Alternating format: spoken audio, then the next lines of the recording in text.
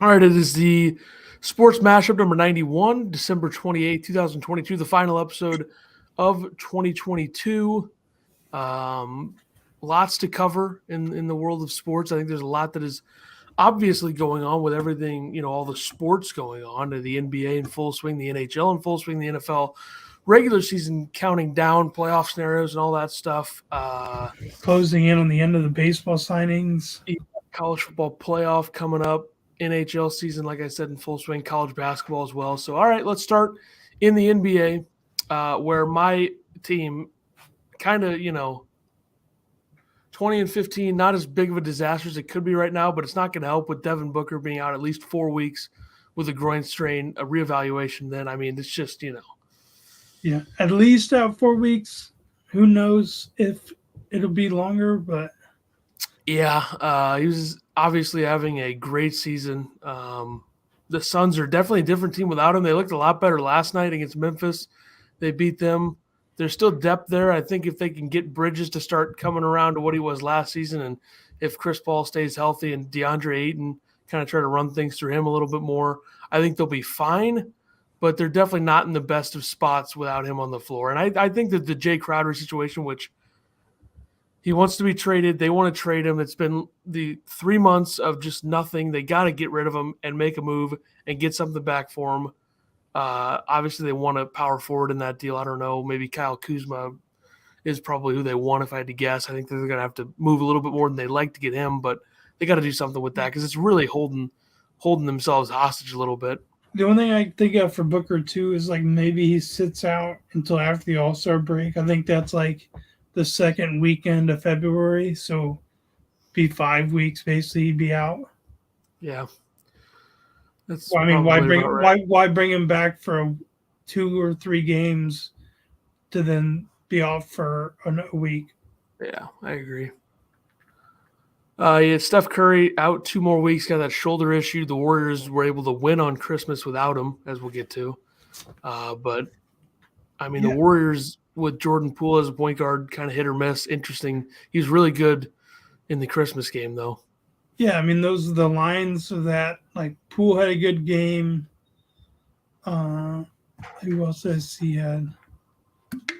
Draymond had a bunch of rebounds and assists.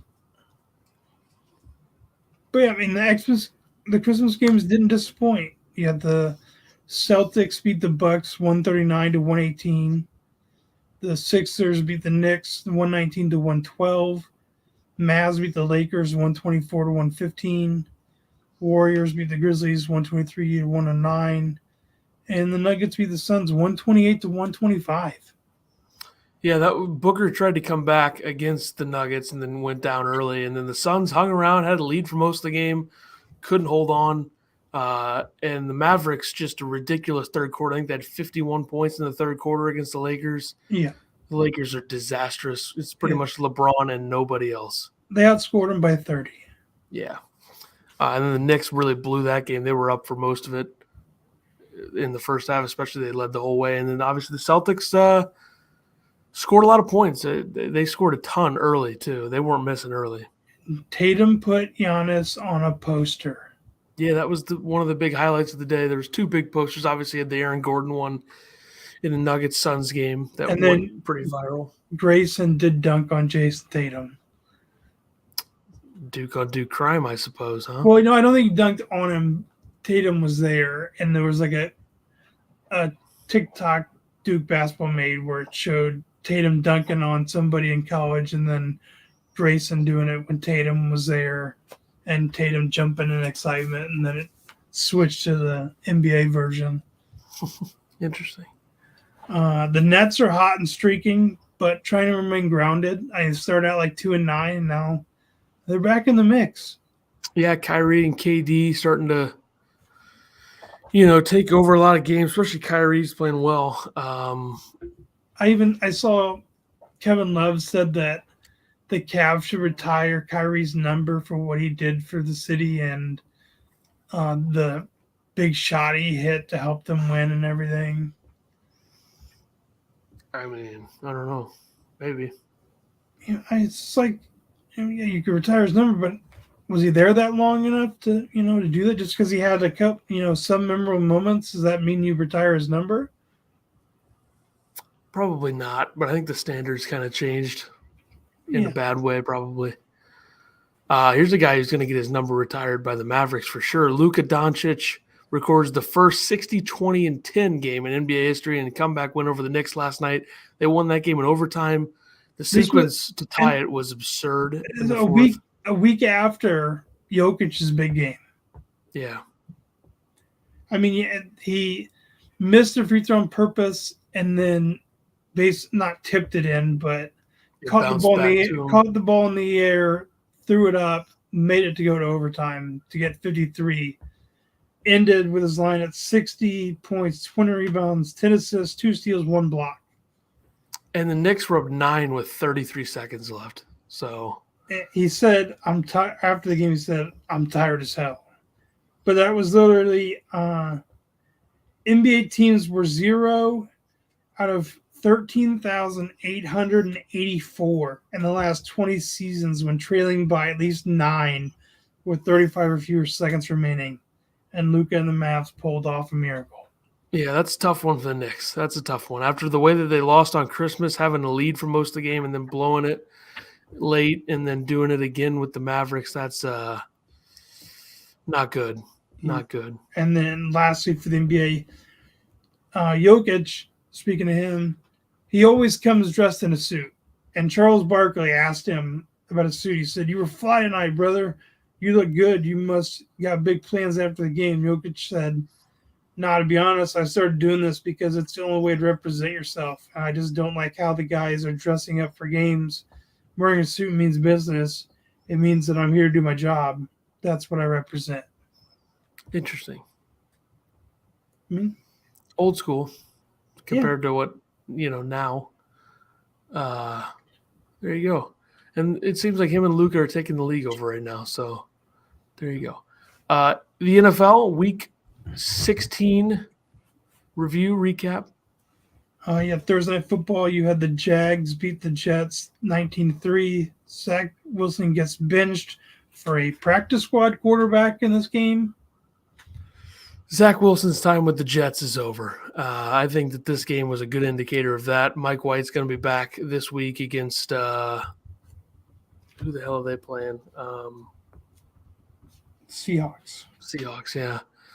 Yep, Zach Wilson's done. It might work out somewhere else, but it seems like his time with the Jets is over. Rightfully so. That was going to be my next question is just his NFL season or career done as a starter? Maybe the Colts will take him next year.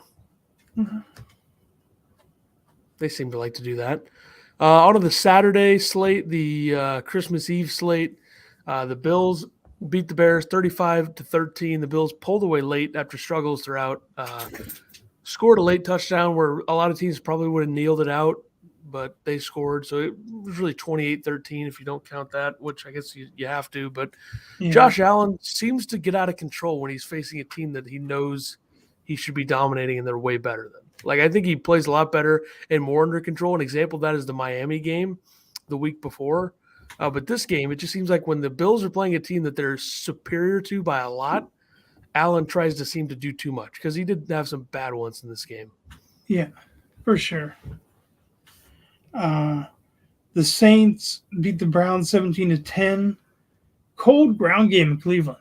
A little snow on the ground, wind.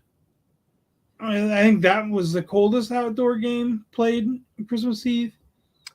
Well, I know that Stefanski's had success in Cleveland and got them to the playoffs a couple of years ago, and they won a playoff game. But, man, it's a bad, bad team right now. There's a lot of talent on this team, and they're just not. Well, since Deshaun Watson's came, it's like he only targets Amari Cooper or Peoples-Jones when he needs another outlet. And they've got rid of their running game. Like Kareem Hunt and Nick Chubb's touches have went way down because how Deshaun wants to do the RPO and then he wants to run. Well, I think you have to – I don't think Cleveland will fire Stefanski, but I think you go into next season being like, okay, we're going to give you a fresh season, see if you can figure it out over a full training camp and everything. Yeah, you've And got if you Deshaun don't Watson for this whole season now. if you don't do well, then you're gone. I would assume is how they approach it. But I really think they screwed up by doing this whole song and dance with Watson with what they gave up in the trade and the contract. Seems like a mistake, and it's the Browns, so it probably is. Yeah. The Chiefs beat the Seahawks 24-10. All I have to say about this is I think the MVP is Patrick Mahomes, and I don't think it's even remotely close. I don't think there's anybody that you could even throw in there. I know every couple of weeks people want to be like, what about this guy? That's more so out of boredom because they know that it's Mahomes. You don't think Jalen Hurts is in the No, running? no. They put up 34 points without him. So I don't think that that's just no. Maybe Well, I mean, 34 without him, but like with him, he adds that total different yeah, he aspect to that does. He offense. does. I'm not discounting him, but I just think Mahomes is so much more of an impact guy. Plus, Mahomes' numbers this year are absurd. Yeah, I just think Hurts kind of opens up their running game too, how they can run the RPO with him. I think Hurts maybe next few years could be his MVP window, but they have enough around Hurts to where But he should be able to put up numbers. I would just say those two are probably the front runners.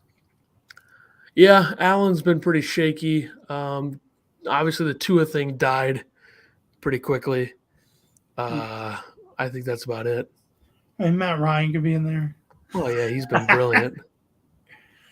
The Vikings beat the Giants 27-24.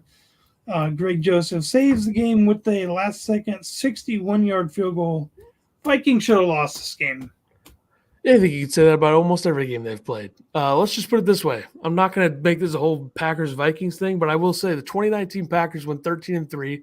They lost in the NFC title game, got embarrassed by the Niners in San Francisco.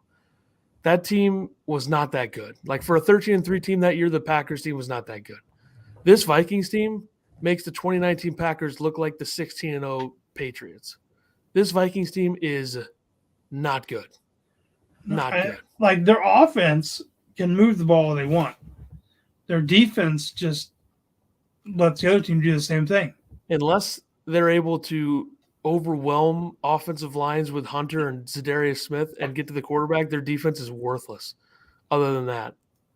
And you got to be able to have more levels to your defense if you're going to be successful in the postseason. Like the Niners and the Eagles are way better than this Vikings team.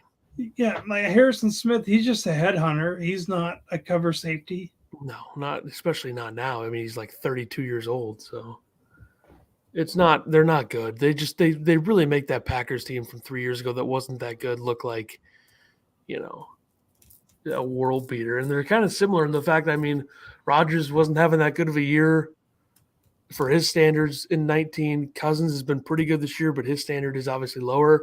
They have that elite receiver, Jefferson on the Vikings, Devontae on the Packers, and it's just in the Packers defense that year had the talent. They had Zadarius Smith. They could rush the passer, but they couldn't do that much else. The difference, I think, though, is the Packers did have an elite corner on that team that year. The Vikings do not have an elite corner. No, the only thing the Vikings did was that trade for Hawkinson. Yeah, that changes their offense a little bit, but also you got to be able to play some semblance of defense to win in the playoffs unless your offense is just super elite. Yeah. And their offense is not that. And Thielen's been very hit or miss this season, it seems like. Yeah, he's got like randomly he'll get a catch or a touchdown. You're like, I forgot he was on the team. Yeah, I regret drafting him in fantasy. I will say that. The Ravens beat the Falcons 17-9. Huntley gets it done. Falcons continue to slide with Desmond Ridder as QB. I don't even really think it's his fault. I think there's flashes there of like, yeah, you could probably develop him into something. Yeah, but I mean, all guys are still doing his thing.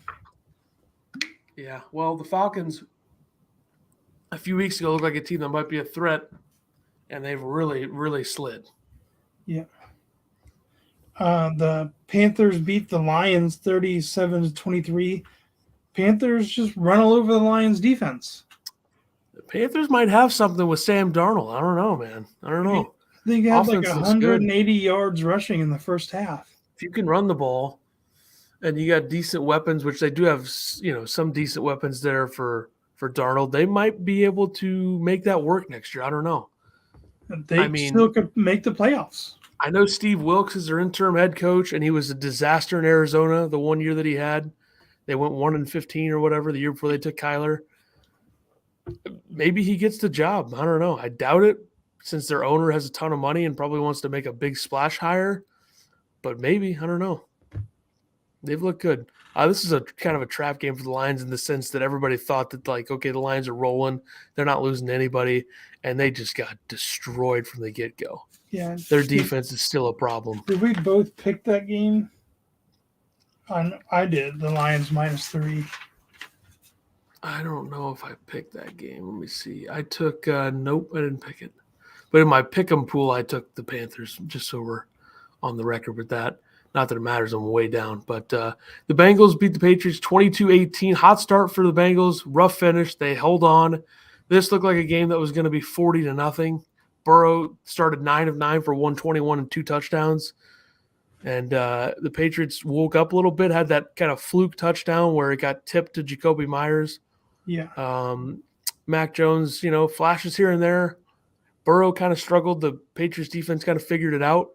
But the Bengals hold on, and they are the hottest team. But they lost their left tackle, La'el Collins. Mm-hmm. I heard rumors of maybe Whitworth coming out of retirement. That seems unlikely. Yeah, it's like, is he still in game shape? Probably not. Maybe, though. You never know. But also, the Bengals are probably the hottest team in the league right now. Like, you could say the Niners, but the Niners, as good as they are, this win streak, they don't really have any really, really quality wins. They've just been like consistent and dominating teams, yeah. But like you look at the Bengals' current run, they've beaten the Chiefs. They beat the Chiefs, they beat the Dolphins, and they dismantled the Jets. They beat the Falcons easily. They beat the Panthers easily. They beat the Titans on the road at the time. Looked like a very good win with the way the Titans were playing. But I just think the difference is the Bengals have beaten better teams overall than the Niners, but the Niners have dominated. They didn't like destroy the Bucs. No, they destroyed them after, like, it was 17-3, and then they destroyed them. But the final score wasn't really a destroy. Yeah. Just the way that the game flowed. Then you had the Texans beat the Titans 19-14. Texans scrap hard to get their second win of the season after 9 straight losses. Yeah, this is a tough one for the Titans. They are in free fall mode right now. Derrick Henry started out great, and then their offense just went non-existent. The Bears might get the number 1 pick. I don't know. Because the Texans have the Jaguars and the Colts. They could win one more game. The Bears have the Vikings and Lions. I don't know. Do you tank? I mean, if you're the Bears, you definitely want to go 3-14. Get that number 1 pick. Have the Texans go 3-13-1. Maybe. As we've been speaking about the Niners, they beat the Commanders 37-20. Nick Bosa, incredible. Absolute game changer. Just an unbelievable pass rusher. Rivera benches Heineke, brings in Carson Wentz. Yep. Carson Wentz then only targeted like Logan Thomas for 3 drives. Dotson and McLaurin were non-existent. Not looking too good for the Niners or for the Commanders' playoff hopes. I think they have to beat the Browns and the Cowboys to get in. And I think he said he's staying with Wentz at the moment. It seemed like that would be the case. Yeah, I don't know. They could beat the Browns, and who knows? The Cowboys could be phoning it in that last week. You never know, but not a good look for the Commanders right now in terms of how they're playing. But the Niners are just way better. And then you had the Cowboys beat the Eagles 40-34. Great holiday game. Minshew had thought that all he could do. Yeah, he was good. Eagles defense seems like a defense that's much, much better in the outdoor cold weather, which will be good in the playoffs, but kind of a tough spot here. Since it seems like every time the Cowboys have a big game, they're always at home somehow. That's convenient. Yeah. But I thought the Eagles are a better team. I don't have any doubt about that. Not surprised with the result, though. Yeah, because what was the score the first time they played? That was Cooper Rush in that game. Well, yeah. To be fair. You had backup playing at Dallas, and you had backup playing in Philly. That game was 26-17. So it was 20-3 at the half. But anyway, the Steelers beat the Raiders 13-10. Kenny Pickett throws a late dagger touchdown to George Pickens as they honor Franco Harris, who passed away earlier in the week, the anniversary of the Immaculate Reception. Yeah, they had all the players were showing up wearing his jersey. Yeah. That was great. The Raiders, I mean, disaster. Yeah, Disaster. they're now benching Derek Carr for the last 2 games. Yep, Jarrett Stidham coming in. I mean, if you're Devontae Adams right now, you're thinking, well, I don't know about this decision, right? Maybe we should have just stayed in Green Bay. Fantasy owners are probably like, what are we doing now with all of our players with Waller, Renfro, Devontae Adams, Josh Jacobs? I made Devontae Adams fantasy owner, so I'm a little bit concerned as well. I will say this. This feels like Josh McDaniels trying to maybe save his job a little bit. Doesn't want to be like the guy who got fired earlier this week. Not make it a year. And it's all in the same division. And it's someone he's worked with. I mean, you had him in New England. Yeah, that's true. I don't know. This reeks of desperation from McDaniels. And then you had the Sunday games, Christmas Day. The Rams beat the Broncos 51-14. Rams rout the Broncos. You can't lose by 30 plus to a 4-10 opponent. I don't care who you are. This is just bad. And I was so mad that I sat Cam Akers in fantasy. He turned it up. And then you had the QB versus lineman altercation. Rippon versus the lineman. Yeah, well, if you're a backup quarterback, you should probably just shut up. I'm on the offensive lineman side there. Yeah, and then, of course, Russell came over, put the football in front of his mouth, act like you couldn't see what he was saying, got a little pat on the shoulder, and then next thing you know, Russell's on the sideline and Rippon's in the game. Yeah, it's been a disaster season for the Broncos and Raiders, who are both hyped up as like, oh, they're better than the Chiefs. Oh, stupid. And the other team in that conversation is in the playoffs too, so it's enough with the Broncos and the Raiders. And also with this game, I sat Tyler Higbee, so that wasn't good. He had 30 points. But what can you do? But you can't give up 51 points and lose in that fashion to a 4-10 opponent who has a quarterback his third week in the offense with almost nobody to throw to and a bad O-line. Like, what are you doing? Just brutal. And you picked this game. You picked the Broncos in that game, didn't you? Did I? I don't know. Thought I faded this game. Yeah, I faded this game. You took the Rams? I took the Broncos. I took the Rams plus 2.5. Got lucky there. I picked all the Christmas and Christmas Eve games. I went 5-0. Saturday, Sunday games, but I went 1-2 in the other 3. So not great there. Hope to improve this week, obviously. But the most viewed game on Christmas Day of any sport, this was 25.5 million, I believe, which is way more than any of the NBA games and more than the other 2 NFL games, which isn't surprising. I mean, the other 2 games weren't great. Well, I mean, I guess if you like bad offense, you like the night game. The Packers beat the Dolphins 26-20. Tua throws 3 straight interceptions. Packers seal it. They're now 15-0 in December under Matt LaFleur. Tua with a concussion, so maybe we understand a little bit more of why he played that way late, I guess. I don't know. I mean, he slammed his head. I feel like if you had the whole situation with him earlier in the year, you should have been at least precautionary and taken him out for a second since he slammed his head in the ground. I know he didn't look like he was concussed. But, yeah, he threw some bad ones late. Yeah, I'm pretty sure there's already saying that old Teddy Bridgewater is going to be back in as starter. Yeah, they play the Patriots, I think, this week. So not great if you're the Dolphins. 8-7. It's going to be close whether they get in or not. They were a team that was 8-3, by the way. So, but maybe a little change of offense with Teddy might ignite something. Give him a different look. This reeks of an 8-9 finish for the Dolphins. I hope to be wrong, but it reeks of that. And then you had the Sunday night football game. Bucks beat the Cardinals 19-16 in overtime. Bucks survive. When will their offense click? Probably never. at this point. I mean, it's week 16. I just think that if it was going to happen, it probably would have happened by now. I mean, I know that Jensen opened his practice window up to possibly return. I don't know if he'll actually come back, but getting him back could help. They lost their left guard in this game, Henley. This was a very on-brand game for what the Bucs have been this year, which is just Brady terrible for most of the game and then comes back and wins it. Yeah, it's happened multiple times. In the final 6 minutes or whatever. Yeah, Arizona sucks. McSorley, I think, got a pretty decent arm. Looks okay out there. Well, DeAndre Hopkins said that Trace McSorley throws the ball harder than any quarterback he's ever caught a ball from. He rips it, yeah, you can tell. But obviously Arizona, not a good football team, not in a good spot. Kingsbury rumors he might resign. I wouldn't blame him. I don't want to deal with Kyler.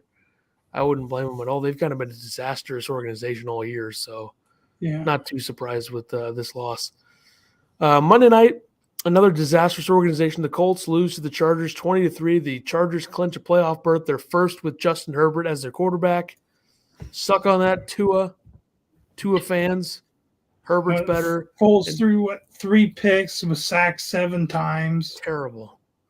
Great for the Chargers defense fantasy owners. Yeah. Might have got some of them into their fantasy championship. Could happen to some people, yeah. Like this guy right here. Yep.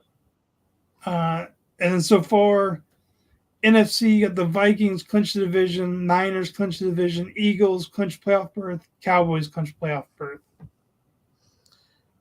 Setting up for interesting matchups when we get there, I guess. Yeah, because you have which 2 divisions left? You got the South, which could be the Bucs or Panthers probably, and then which the other 3 are clinched: Niners, Vikings, Eagles.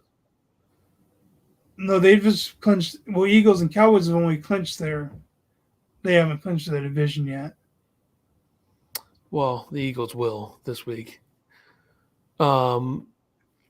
AFC, the Bills clinched division, Chiefs clinched the division, Bengals clinched playoff berth, Ravens playoff berth, and the Chargers have a wild card spot clinched. So I'm assuming the Bengals will probably wrap that division up, likely. In the South, it could be the Jags, probably the Titans, though. I mean, Jags obviously didn't look very good, but they went against a sturdy D. Yeah, that's true. And then after it wasn't right after he took the pictures after the Sunday Night Football game, didn't post it later. J.J. Watt announces he will retire at the end of the year. He said this was his last home football game. Hall of Famer. I don't know if this has anything to really do with his heart issue or what. Yeah, well, he's obviously had issues staying healthy his entire career, but despite that, Hall of Famer, no doubt about it. Yeah, hasn't worn the old elbow brace this whole year. That's good, yeah. But either way, Hall of Famer. Wasted the end of his career in Arizona. I feel bad, but yeah, when you got a terrible quarterback, what can you do? Nathaniel didn't want to stick it out with the team who drafted you. Could have gone to Green Bay. Come home, JJ. Come home. Nathaniel Hackett fired after Broncos lost to the Rams. Just been a bad season. The narrative now is that he wasn't ready to be a head coach, which I think is fair, but also look at the situation he's in. A quarterback they traded way too much for. They gave him way too much money, and he's terrible now. Well, he was quoted after he was fired saying, "What the fuck was I meant to do? It's hard to coach a guy who has more bathrooms in his house than touchdowns on the year." Well, I assume that he probably didn't actually say that, but no, that was definitely Nathaniel Hackett after he was fired. I don't know about that, but I mean, it's a bad situation. Maybe he'll come back to Green Bay. You never know. He's gonna get a job somewhere. Maybe he might. You never know if he stays around in Denver as an offensive coordinator, as they're talking. Maybe Sean Payton might be going either there or Indy, and he already has Fangio to be his defensive So coordinator. bring in their last 2 fired head coaches as coordinators. All right. It's new ownership. Maybe they would. But whatever you're going to do, you're going to have to make a big trade or you're going to have to pay a lot of money for him because the Saints still have him under contract. Yep. But I could see him going to the Colts, but he's going to want a quarterback. Probably. Golf still got nothing until next weekend for the Century Tournament of Champions. Yeah. Next week we'll have that back. Really kick off to the season. Yep. Gets going. All the champions from last season, except for the ones that ditched for Liv, will be there, including the defending champ won't be there. But what can you do? Yeah. College basketball. Yeah, not a lot of movement in this since there weren't many games over the holiday week. Top 5 stays the same: Purdue, UConn, Houston, Kansas, Arizona. 6 through 10, you just got everyone moving up a spot. Texas, Tennessee, Alabama, Arkansas 9, Gonzaga 10. UCLA moved up 2 to 11. Baylor stays put at 12. Virginia down 7 to 13. Miami up 8 to 14, and Wisconsin up 2 to 15.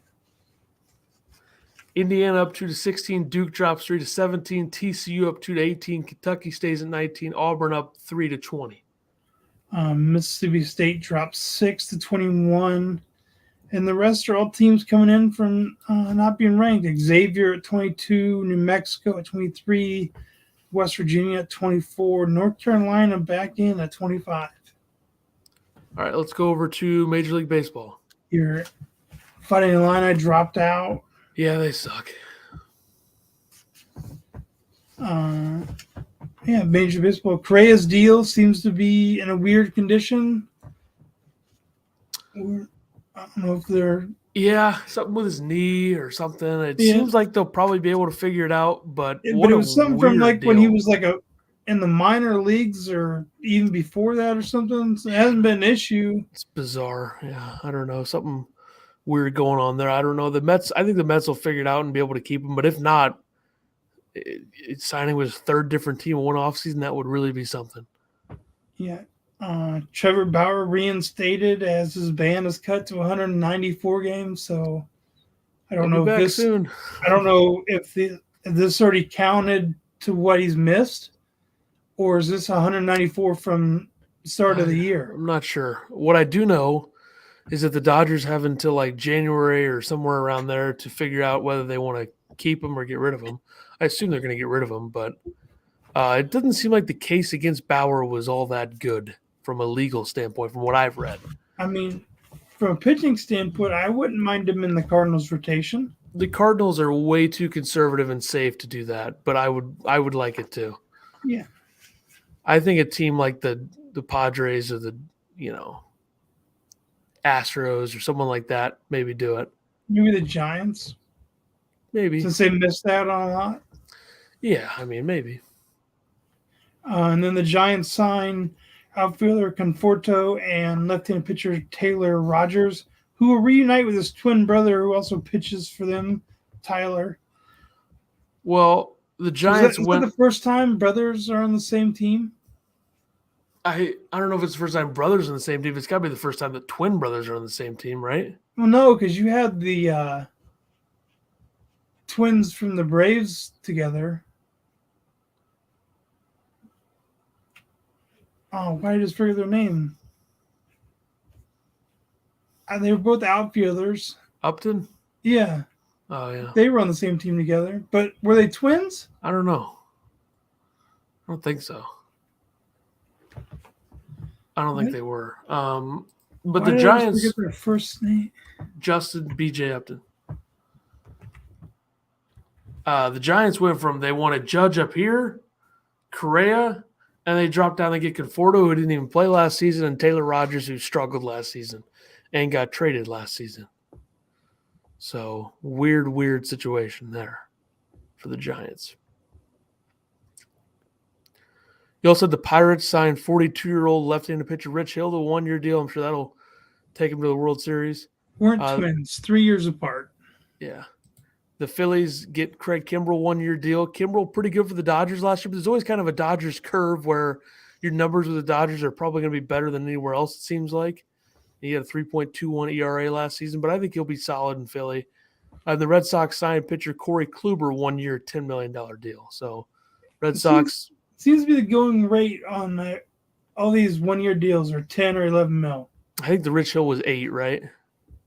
Not sure. But that's. But I mean, the younger pitchers. I mean, he's 42.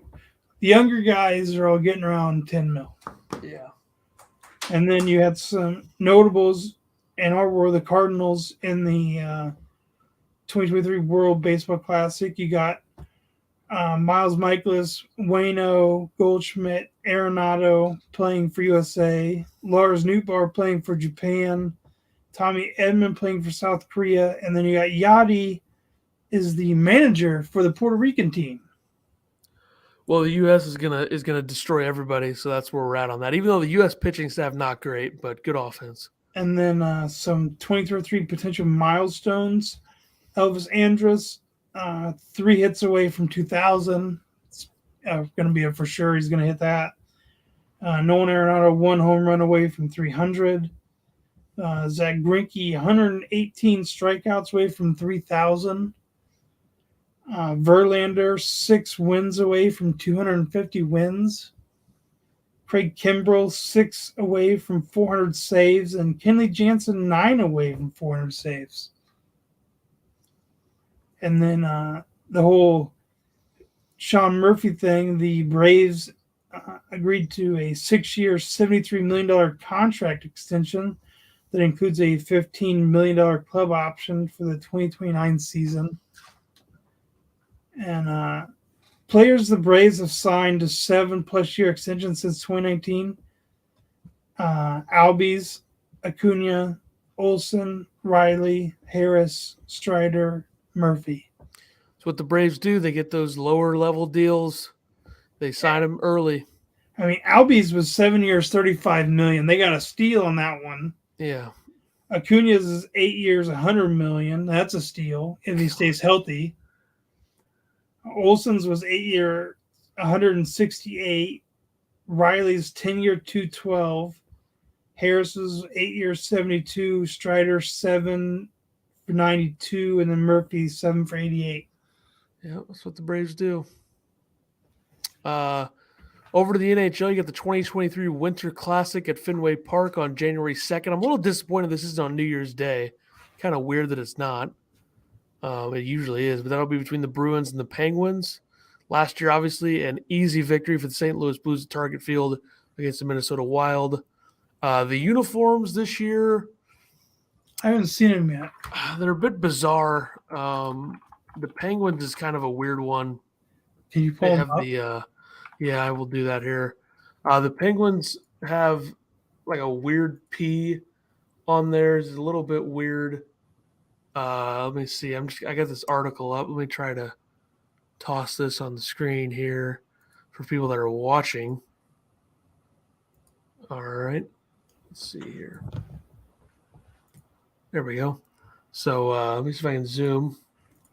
Oh, so the Boston's kind of like the retro jersey they've already been wearing this year. Yeah, I like the Boston ones, but the Penguins ones are a little bit weird. I think they'll probably look better on the ice. Kind of looks like it's the Pirates almost, but yeah. I would say the uniform matchup last year for the Blues and Wild was way better, but that's just me. Surprised that Boston's doesn't have a little like the Boston isn't in like red or anything since they're playing in Fenway. Yeah, but not too bad of a uniform matchup. But the game itself should be interesting. And we'll see. I just wish it was on New Year's Day as it usually is. It's kind of weird that it's not. The Flyers placed goaltender Carter Hart on IR, having a good season, 9-11 save percentage, 10-11-6 record. The Flyers are not good, but he's been good, so that's positive. Goaltender of the future, obviously came in real young. Plenty of time there to still be good. Yeah. And the Blues placed your old friend and my friend, yeah, Torrey Krug on LTIR, 17 points in 31 games, 5 points in the last 4 games before getting hurt. What is it that happened? I think he took I think he blocked a shot against Vegas, and then I'm assuming it's got to be a lower body leg or ankle or something. Yeah.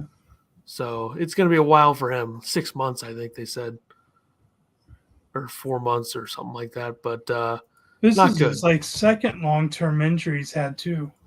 Yeah, he's been relatively healthy for the Blues the last few years, but this year his numbers aren't too bad this year, but he was having a rough year defensively, which pretty much everybody on the team is. But hopefully he can get back healthy. I mean, I could see him being traded next year, even despite the injury, next summer at least.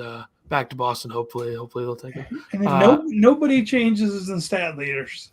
Yeah, nothing surprising here. Through yesterday's game, December 27th, McDavid 67 points, McDavid 31 goals, McDavid 36 assists. I mean, what the hell? I mean, this guy, it's insane. It doesn't like it. It's just if he played in the Gretzky era, I mean, he might be more talented than Gretzky and better than Gretzky. I don't know if last night was a 19-point streak or a 19 goal streak. I think he might have a goal streak. I know It's one of the two. It's either he's on a 19-game point streak or a 19-game goal streak. I think it's point streak, but he has scored a ton of goals lately. Let's see. So, I mean, last night was a goal. He's had a point. He's had 35 points the last 19 games, 19-game point streak. Yeah. Last time he didn't score a point was against the Kings on November 16th. Yeah, so it's a 19-game point streak.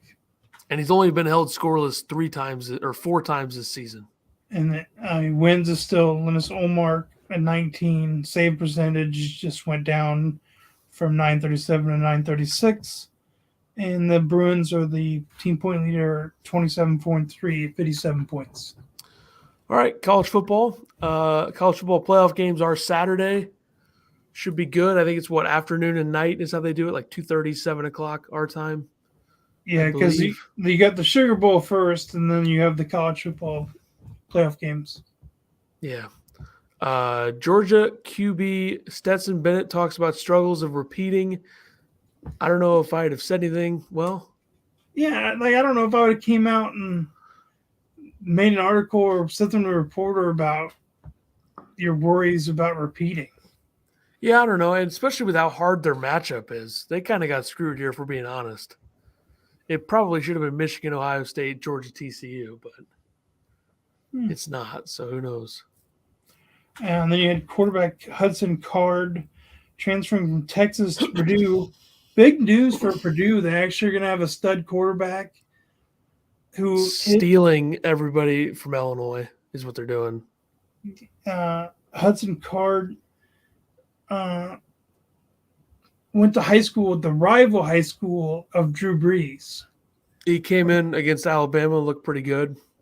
Yeah, he's a redshirt sophomore, so he's still got 3 years of eligibility left.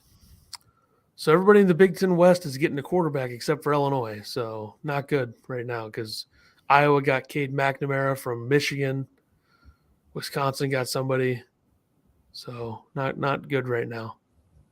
And then Hall of Famer Raven and Miami safety Ed Reed to become the head coach of Bethune-Cookman, which I believe Illinois is playing this week, right? In basketball, yeah. It's going to be a bloodbath if Illinois wakes up a little bit. Ed Reed, he spent like the last 3 years as a assistant down in Miami, so yeah, he's been around the game still. It's a trend of Hall of Fame players becoming coaches at the lower level schools at first and then moving up. Deion obviously doing it. I think it'll be good. I think it'll get players to want to play there. Deion came from coaching his son in high school to then going to the college with his son. Like at least Ed Reed's been back at his alma mater as an assistant and now going to coach. So he went from an assistant at a huge university to coaching at a smaller, I think it's a HBSU school. Yeah. But they're in the SWAC now, I believe. Yep. All right, let's get into the picks here. Last week I went 12-11. I went 13-10, 6-2 in the NFL, 2-0 in the NHL, 0-2 in the NBA, 3-3 in college basketball, 2-3 in college football. 1-1 in the NBA, 1-1 in hockey, 4-2 in college hoops, 4-4 in the NFL, and 2-3 in college football. All right, let's start NBA NHL this week. NBA got the Suns -2.5 over the Wizards, and the Nuggets -2 over the Kings. Taking the Suns -2.5 against the Wizards as well, and I'll take the Heat -8 against LeBron. I did That's pretty much what I'm doing there. Wanted to pick that Magic game, but I thought it was kind of a trap game. It was only a 1-point spread. Who are they playing? Why did I know you were going to ask me that? Pacers, Hornets, Bulls, Pistons. I was getting there. I was getting real close to guessing that right. NHL. Magic are playing good ball, and the only guy they're missing right now is Jalen Suggs. If they get him back, it's just going to add to their offense. Yeah, they're still quite a ways away, but playing well. NHL. I got the Sabres -150 over the Red Wings, and the Senators +140 over the Capitals. Streak continues. I have the Sabres -150 as well over Detroit, and I'll take the Stars +105 at the Wild. Let's do college hoops. Thursday, I got 2 Missouri Valley games. I got Indiana State over Evansville and Drake over Valpo. I'll take Iowa over Nebraska and Colorado over Stanford. And then Friday, I got Miami over Notre Dame and Rutgers over Coppin State. I'm doubling up on the ACC. I'll take North Carolina over Pitt and Miami over Notre Dame. All right. You didn't want to go on Notre Dame again as they're playing like Jacksonville State? That was close. Jacksonville only lost by like 13, but they only gave up like 56 points. So it was 59-46, I believe. Yeah, not bad. Saturday, I got UConn over Xavier. So you got 2 versus 22, and then I got Houston over UCF. Yeah, I got UConn over Xavier. UConn is going to destroy them, I think. But that's just me. Yeah, Xavier's a good team, but I'll take New Mexico State over Sam Houston State for the mid-major. I don't love that pick, but I'm going to take it, I guess. I think I should probably take Sam Houston State, but I'll take New Mexico State. All right, let's do, since we have the college football playoff, let's do the NFL first this time, week 17. Thursday night football, you got the Cowboys at the Titans. Cowboys -10.5. The Cowboys have been very prone to losing to bad teams or teams that are not playing well. You look at their games against the AFC South this year. The Colts was close until the end. They absolutely obliterated them in the fourth quarter. They almost lost to the Texans. They barely held on. And Dak threw a pick six in overtime to lose to the Jaguars. And this could be a cold game. It's going to be in Nashville. Yep. I'm taking the Titans +10.5. I am too. Easy. Probably going to be a 7-point game. Yeah. In favor of the Titans, obviously. Then my 5 Sunday games, I got the Jags -4.5 over the Texans, the Eagles -6.5 over the Saints, Dolphins +3 over the Patriots, Seahawks +1.5 over the Jets, and then we both had the Raiders game until the Derek Carr thing came out. So I changed mine to the Cardinals +3.5 over the Falcons. I'm taking the Eagles -6.5 over the Saints. I'll take the Giants -6 over the Colts. Give me the Niners -9.5 over the Raiders.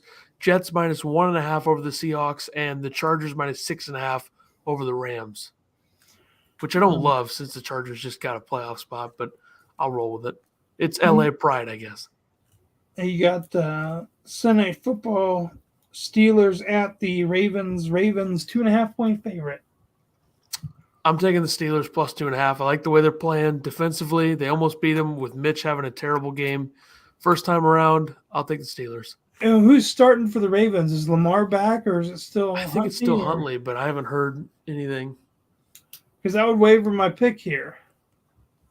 Roll with Kenny Pickett. I was already planning on picking the Steelers unless Lamar was like a for sure in.